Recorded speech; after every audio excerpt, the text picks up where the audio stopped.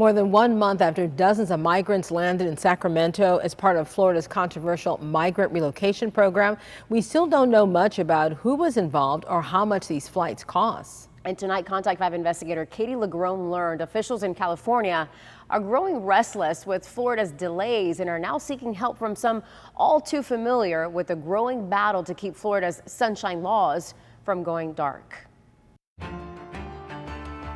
Last month, Florida chartered 2 planes to fly 36 asylum-seeking migrants from New Mexico to Sacramento as part of the state's $12 million migrant relocation program. If there's a policy to have an open border, then I think the sanctuary jurisdiction should be the ones that have to bear that. Now, 5 weeks later, the DeSantis administration has yet to release public documents revealing how these flights were arranged and how much they cost. This is the least transparent administration that I've seen in the 35 years that I've been doing this.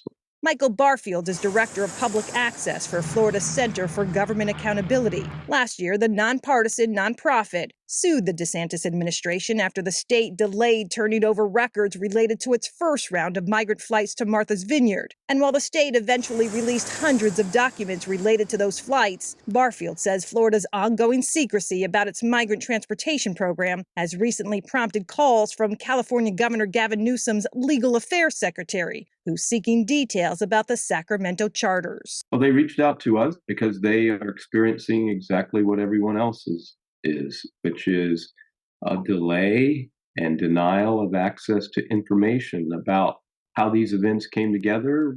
In this email acknowledging their communication with the center, a spokesperson from Governor Newsom's office stated, "For a state known for its sunshine, Tallahassee is awfully cloudy these days."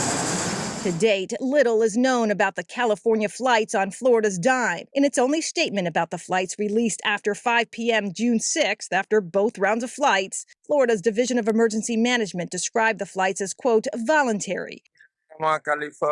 In video they provided, it appeared to show participants signing forms, happy and celebrating.